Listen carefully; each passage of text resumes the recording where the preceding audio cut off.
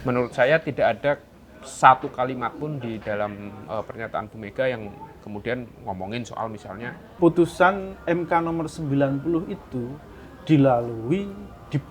prosesnya itu dilalui dalam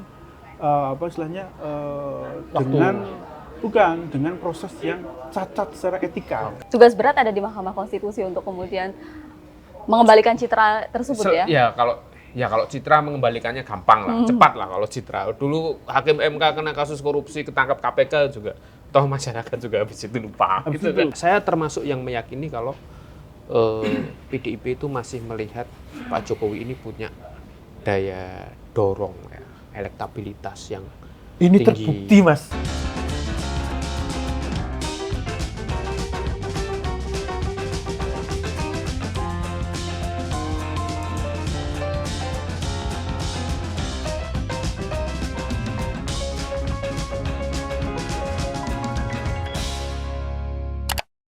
Halo Sobat Bisnis, berjumpa kembali bersama Ngeklik, obrolan politik yang menggelitik yang pastinya asik. Bersama saya Ririn Oktaviani. Saya Stefanus Arif Setiaji.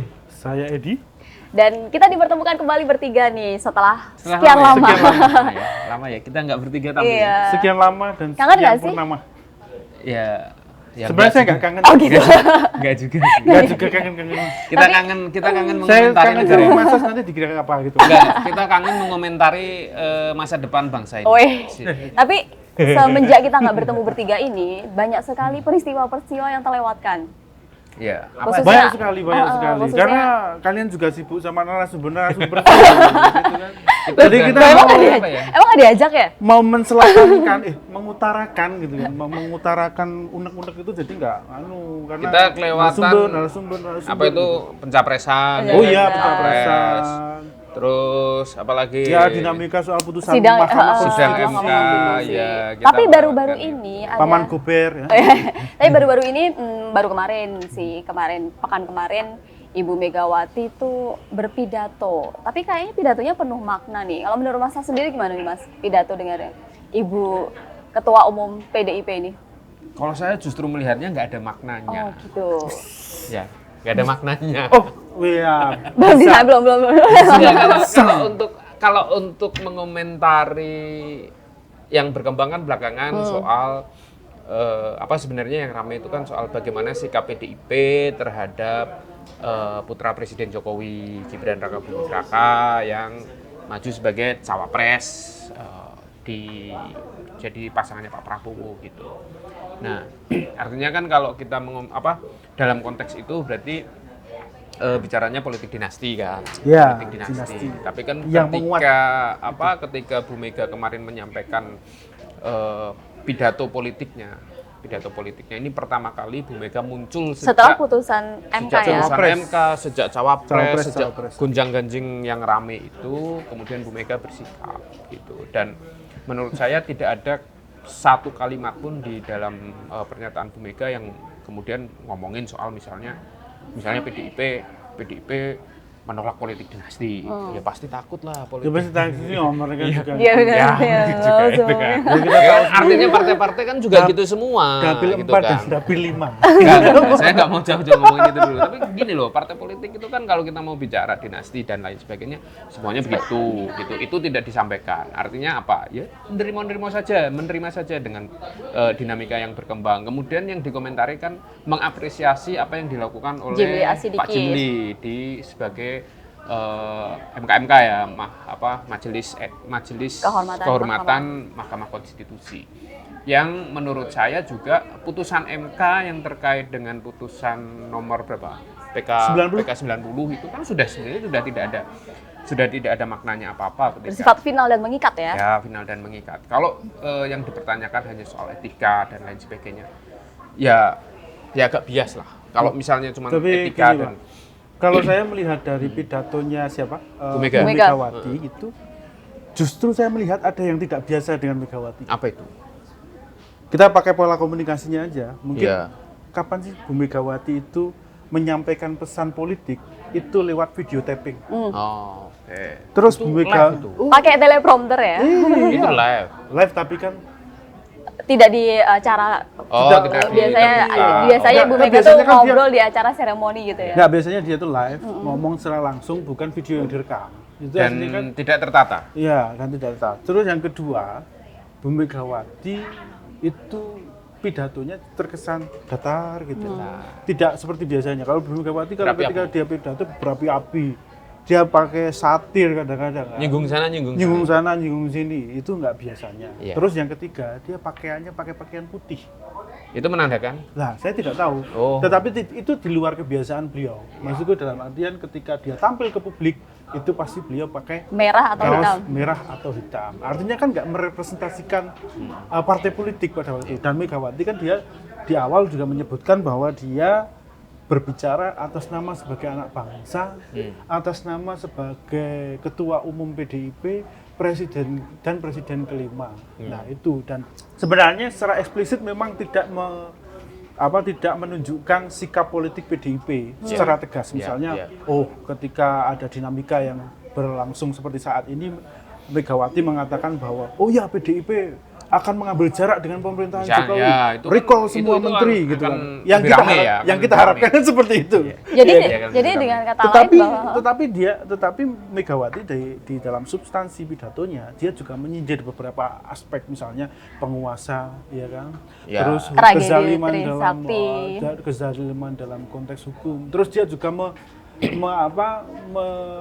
melihat ke belakang bagaimana Peristiwa-peristiwa peristiwa demokrasi. waktu itu, termasuk ketika membentuk Mahkamah Konstitusi yang tujuannya itu adalah Guardian of Constitution, bukan Guardian of Family kan? Ya, Nah, itu salah satu. Ya, mungkin salah itu satu pendekatan salah itu. satu tafsirannya Tapi ya, kan.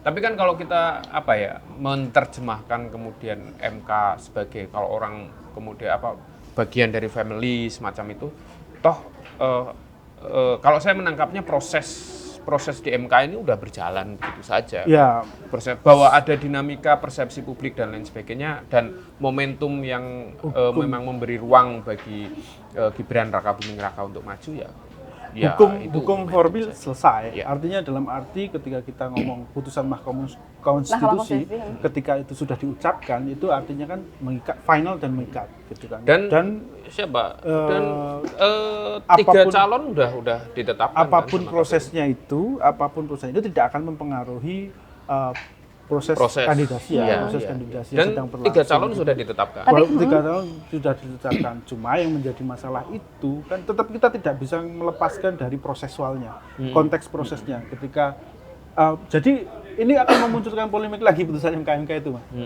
Karena di situ disebutkan bahwa putusan MK nomor 90 itu prosesnya itu dilalui dalam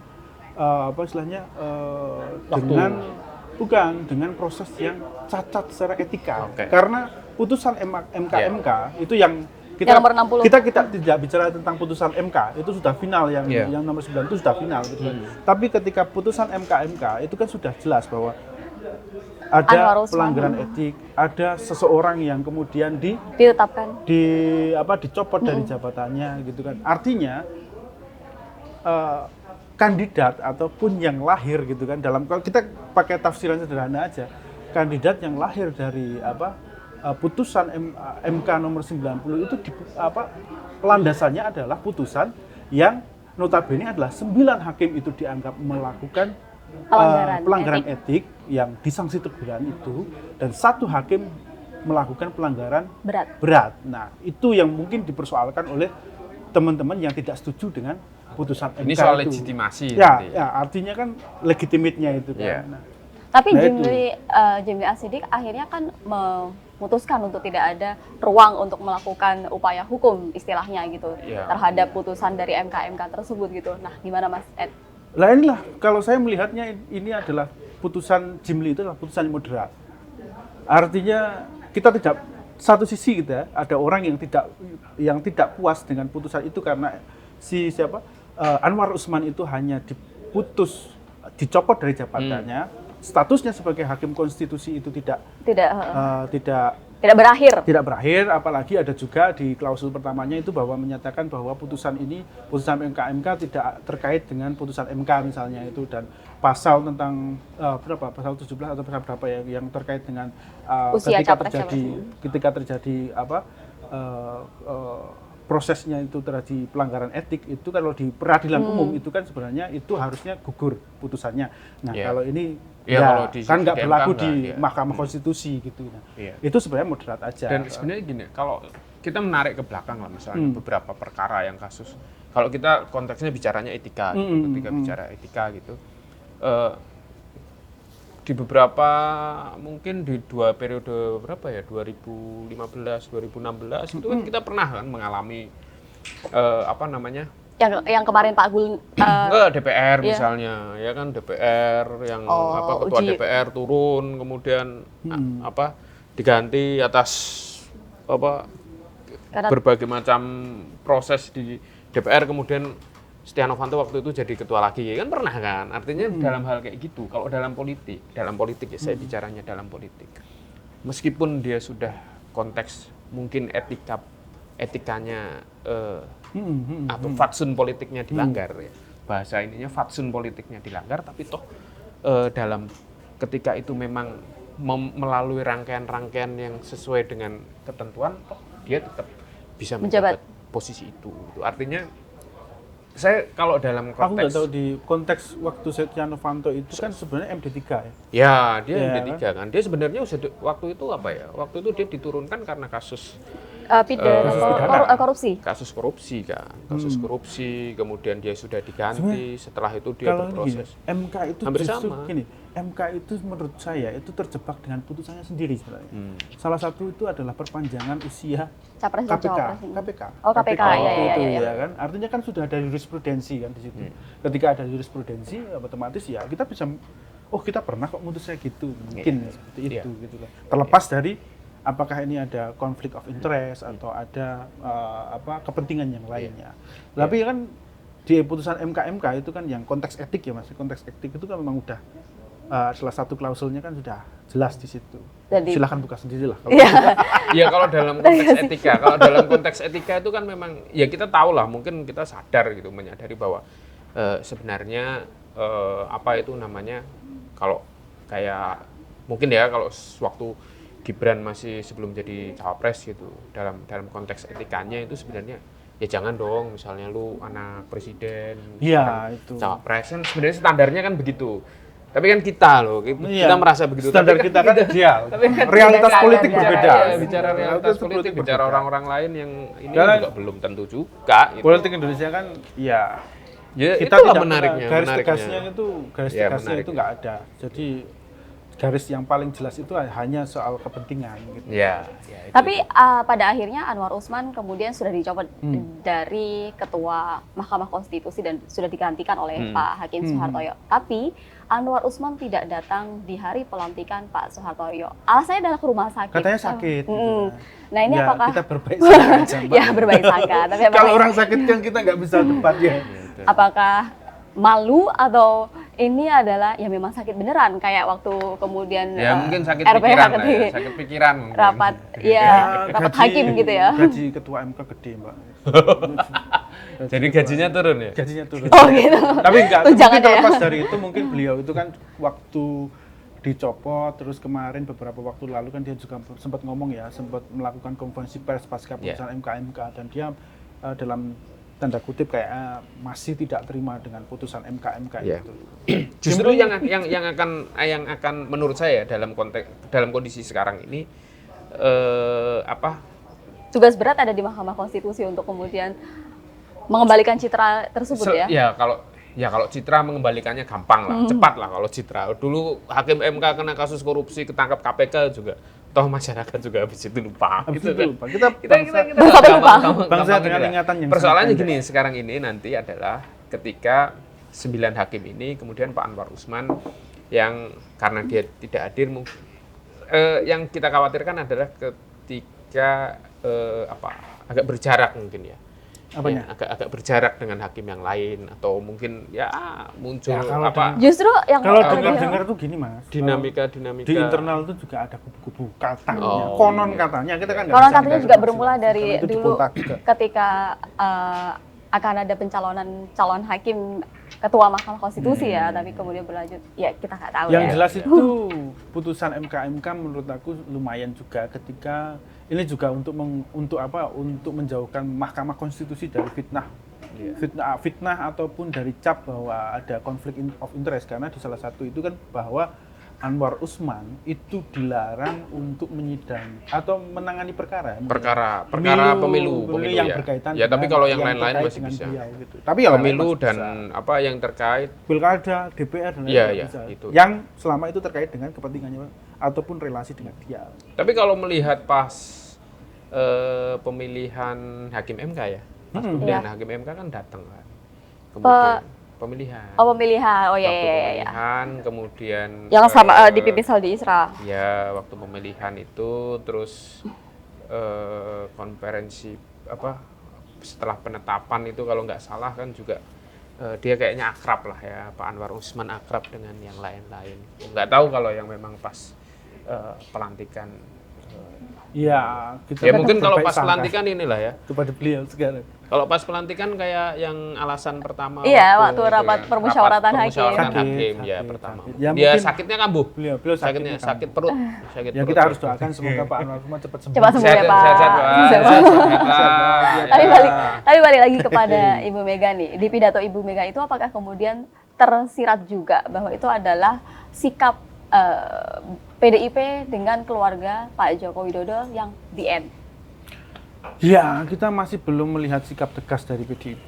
Satu, selain mereka mengutuk soal putusan Mahkamah Konstitusi, soal politik istilahnya Dinasti. proses, bukan lebih ke proses bagaimana Gibran bisa menjadi dalam Pendampingnya bursa kandidat Prabowo. cawapresnya Prabowo gitu kan. Ada beberapa lah yang kayak gitulah yang menjadi concern PDIP. Tapi sejauh ini kita juga belum bisa melihat ya Mas Yas ya. Misalnya itu kalau saya sih berharapnya bahwa PDIP mengambil sikap tegas bahwa Iya, kalau sikap tegas saya gitu. akan berada di luar pemerintahan dan menteri-menterinya ditarik kalah. Nah, itu rame. Kalau saya kan wah ini langsung jadi berita oke nih. Menarik. Tapi kan kalau realitas politiknya kan nggak berbicara seperti Iya. itu. Nyatanya sekarang masih komplit kan menteri-menteri PDIP di kabinetnya Pak Jokowi, terus sampai sekarang juga kartu KTA. untuk si Gibran kayaknya sudah mengembalikan ya Mas ya. Gibran sudah. Terus Bobby. si Bobby juga masih statusnya masih gantung, dan PDIP masih bilang secara de facto itu mereka sudah keluar dari partai banteng gitu kan. Dan satu sisi juga, tapi secara de jure kan mereka belum tegas. Ini berbeda ketika melihat sikap partai politik ketika PDIP ketika menghadapi Budiman Sujatmiko ya Mas ya. Mungkin Iya, benar. kalau PDIP ya memang agak beda. Ya, ketika sama atau mungkin ada alasan politik yang lain. karena mungkin masih kalau privilege. ini ya, kalau total misalnya PDIP menarik diri dari Pak Jokowi gitu. Saya kira saya termasuk yang meyakini kalau PDIP itu masih melihat Pak Jokowi ini punya daya dorong ya, elektabilitas yang Ini tinggi. terbukti Mas. Ini terbukti dari beberapa Hasil survei Artinya terakhir. kalau misalnya langsung ya frontal ya, Oh, kalau iya. frontal. Oke, saya Ganjar menarik tambah diri. anjlok, oh. Ya. Itu Ya, yang tapi- dikhawatirkan. Semarang kan? Tapi Bambang tambah anjlok no. Yang dikhawatirkan Tapi yang itu. menarik dari survei-survei tadi itu Mas, kan kemarin Survei. ya Oke. survei yang terbaru setelah putusan MK.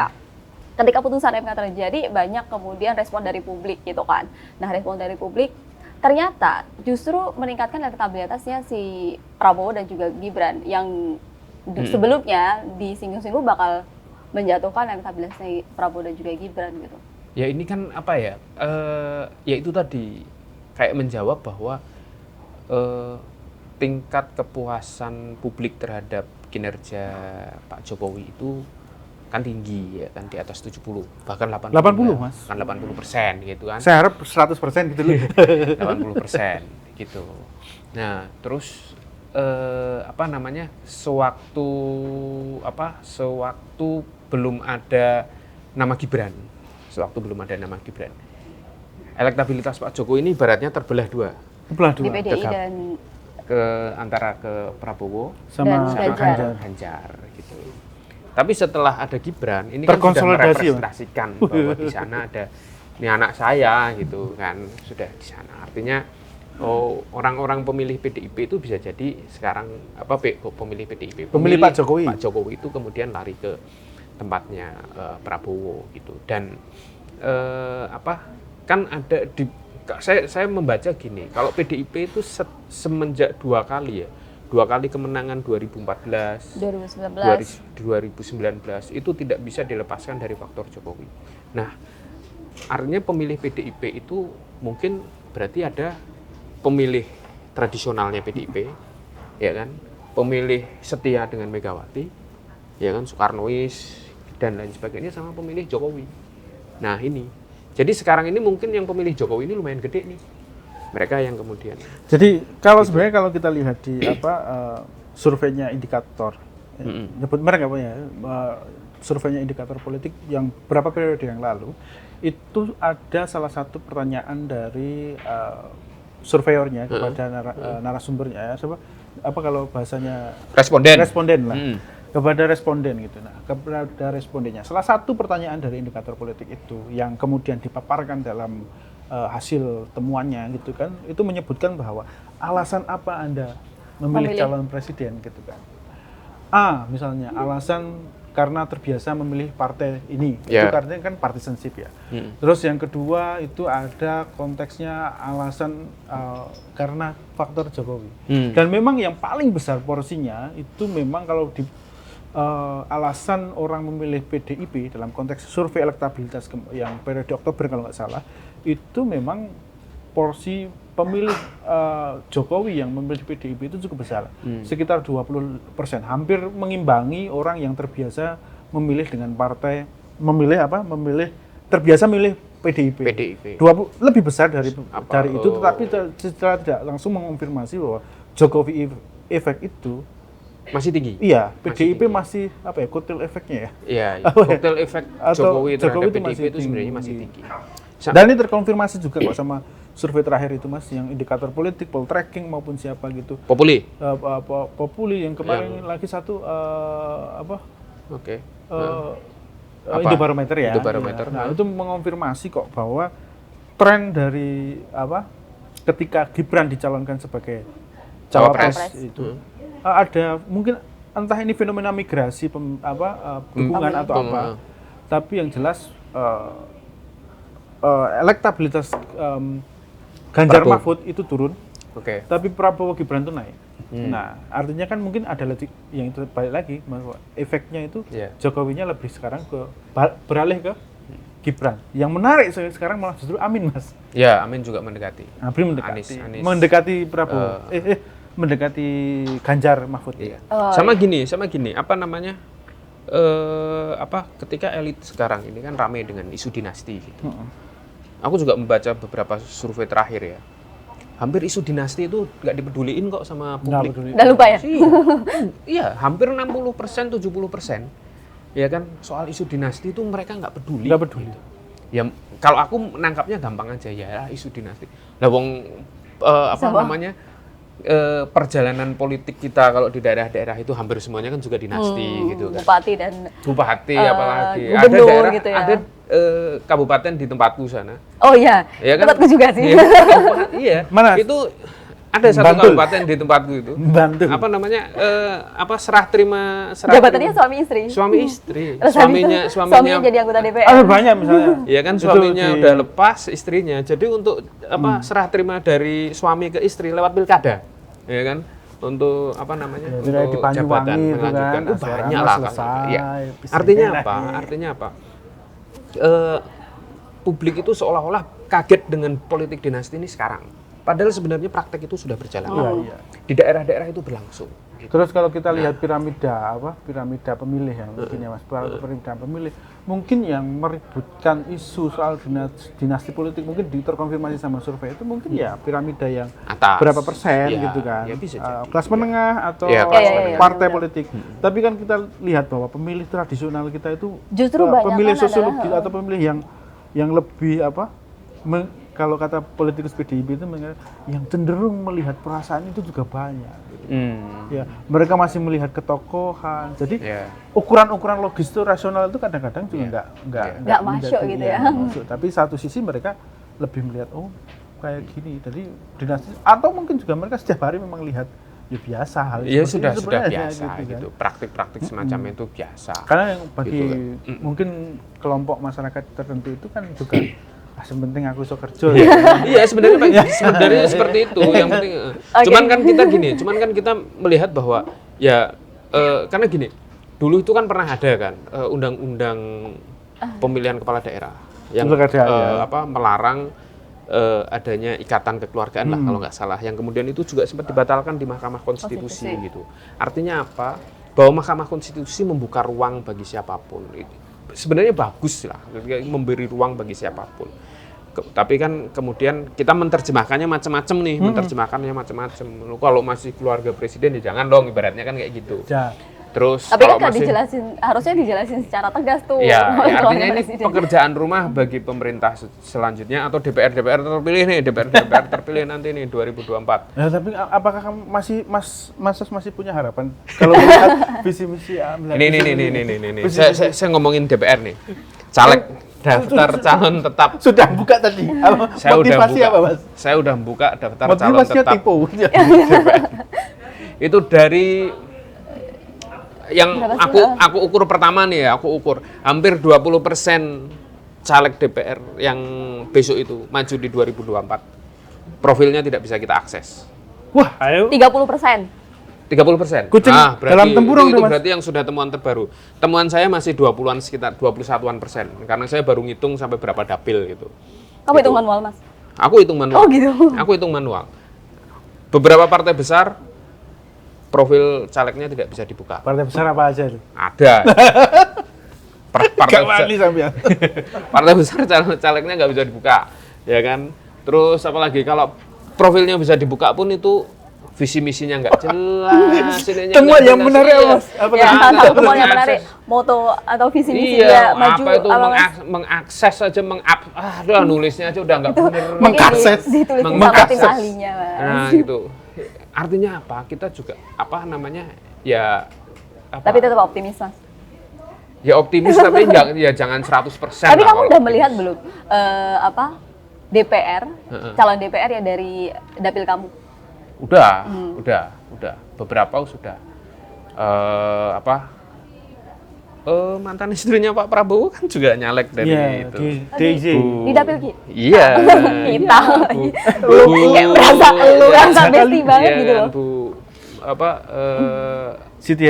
terahnya Pak Harto nyalek. Budi Soeharto dari di wilayah gitu. Seven City ya. Kemudian yang lama-lama juga masih bercokol gitu kan. Terus banyak lah, ada beberapa calon yang terkenal gitu kan, terkenal di sini tapi nomor satu tapi habis itu profilnya nggak bisa dibuka karena mungkin merasa dia wah aku udah terkenal jadi nggak mungkin. Anaknya elit juga banyak. Anaknya elit banyak. Anaknya ketua umum partai, saya itu nggak tahu. Ketua umum partai politik jadi ini anggota DPRD. Terus ini siapa itu cucunya presiden. Berarti udah di ini ya. Ketua umum partai politik.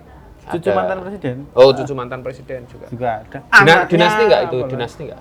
Enggak lah ya? Enggak lah. Bukan dinasti kalau kayak gitu. Ya kekerabatan aja lah, kekerabatan. Patembayan.